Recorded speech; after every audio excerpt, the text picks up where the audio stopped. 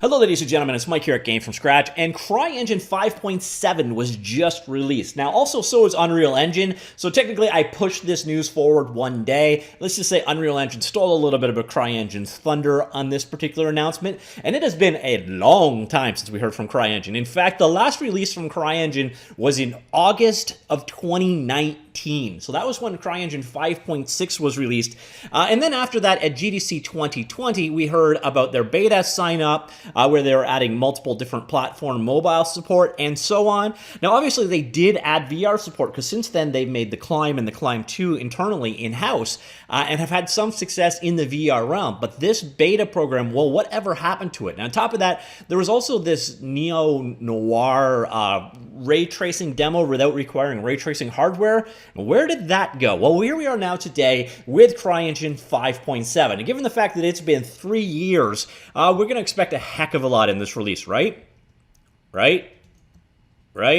Well, anyways, this here, ladies and gentlemen, is CryEngine 5.7. And I do actually have to say, it is probably one of the prettiest game engines out there. There were a lot of updates done to it over time. It's actually also got, I do have to say, one of the nicest launchers out there, especially compared to, say, Unreal Engine. And this one is a pleasure to work with, although I do find that the speed of downloads right now is brutal. To download the engine itself took me about a half an hour to download 3 gigabytes in size. So if you do check this out, do be aware it could take a bit of time to download. Another thing you'll notice is they deprecated their asset store. So now they just have an asset library, but everything in there is free. So the whole asset store is now gone from CryEngine. And this again is 5.7. Now CryEngine, as I mentioned, was refactored. The complete user interface was redone. And I do think it is quite pretty. It is a component-based engine. This is the sample that we saw. This is this guy right here, the Galaxy Sys sample project. It's a simple twin stick shooter. I got sound muted. Let's go ahead and check this guy out quickly. So it's just basically this style of game. All right. So there you go. Get an idea of the kind of game we were talking about. Let me just go back to muting the audio. And the components inside of CryEngine. So here we can see a prefab entity of the type player. So we'll just spawn a player in. You can see over here, built out of various different modules. You've got different components that you can add in. Things like particle colliders and different scripts you can attach. At the same time, there's also a programming language or a programming option called Flowgraph, as well as semantic or schematic, something to that effect, a visual programming style system. If I actually double click open up this player entity, so we'll look at it in action right here. So you can actually see we've got various different things attached. So let's go look at one of the graphs for updating the player health. And you can see it, this visual graph for controlling game logic there in the middle. It's a pretty straightforward system. I believe there's also a Lua scripting language approach here, and ultimately the engine itself is C++ based. Now, this is not an open source project, but it is source available. So anyways, that was a quick look at the tooling for CryEngine 5.7. Again, it's very pretty, for sure. It's, again, a kind of a modular entity-based system, and it's been around for quite a while. It's actually pretty well battle-tested, especially from Crytek themselves. And, of course, there are all the CrySys games out there, and this ultimately did lead to Lumberyard, which led to O3DE. So this is a long-running AAA quality game engine that has been going through a lot of changes over time. So what are we going to expect to see in 5.7? Not much. Considering 3 years in development, almost nothing. All right, so we're going to look at the highlight features here. Scaleform 4. Scaleform is a, say, Flash-based UI interface. They now have Scaleform 4 integration in here. They also extended their programming language schematic, I believe is how that is actually said, to now support Scaleform functionality. The game platform plugin was updated, includes support for Steam, PlayStation, Xbox, and we've got Visual Studio 2017 through 2020 support for engine code and CMake. But interestingly enough, from the installer, it told me that I only have 2022 installed. It told me I needed to install 2019. So I'm not sure what the deal is there, but yeah, that is essentially it. That's 3 years of development. There is your feature set. So that is definitely a little bit on the worrying side. That's not technically all there is to it. Those are just the big new features. This is the release notes for CryEngine 5.7 LTS. LTS stands for long-term support. Basically, this is the version that they're going to support going forward. So if you're using an earlier version, you need to upgrade to this one to continue to get support. Again, Scaleform 4 UI layer implementations. We have workflows to work with Adobe Animate as well. Schematic integration with the new Scaleform stuff. The Visual Studio updates, and then we've got a number of smaller bug fixes, features, and so on. So you might be thinking to yourself, okay, it's been 3 years since 5.6 was released. Where did that beta go? Where did mobile support go? Where did everything else go? And that's kind of been updated. Back at the end of December, they actually covered a lot of this in an interview. So if you're interested in the CryEngine ecosystem and learning more, there's actually a link here. Oh, nope, here.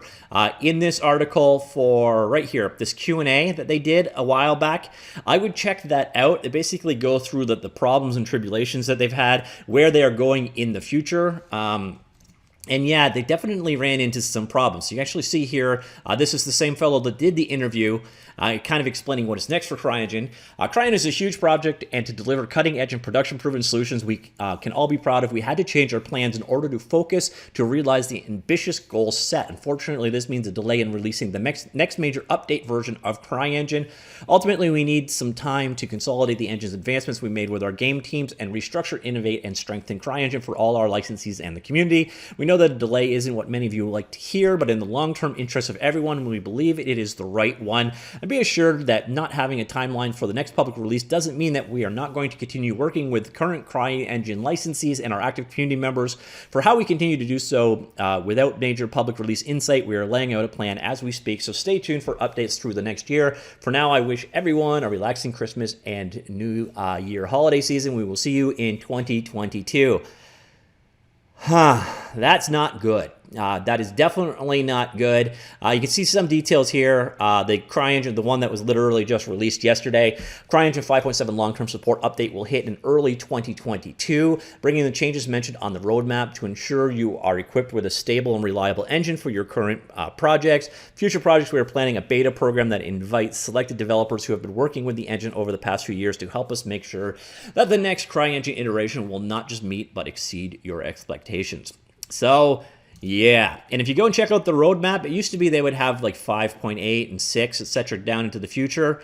Now they just have 5.7. So all told, definitely an underwhelming release. So if you've been waiting on CryEngine 5.7, there's not a lot in here, and there is not a lot to immediately look forward to. So this scares me a bit about the future of CryEngine. I'm not going to lie. In many ways, this reminds me of the announcement back in 2020 when they kind of said, stay with us. We're adding a new renderer. We've got VR, and we've got mobile. We've got all these things coming. Well, that was 2 years ago, and they're basically back to making that announcement again. Now, again, if you do come here and check out this video, they do a Q&A, and they talk about a lot of what they're planning to do. So we've got things like Vulkan, we've got new animation systems, we've got new this, new that, new this, and a lot of we don't know yet. And if I was trying to pick a game engine to use right now, there is so much scary about this release and this announcement that I just couldn't pick CryEngine, which is a shame because, again, when I check out what they have done, when they redid CryEngine 5.x, it's a thing of beauty. It's a good-looking engine. It's a clean sheet design. There's a lot of potential here. And CryEngine, if you went back to the 3.x days, it had a lot of cruft.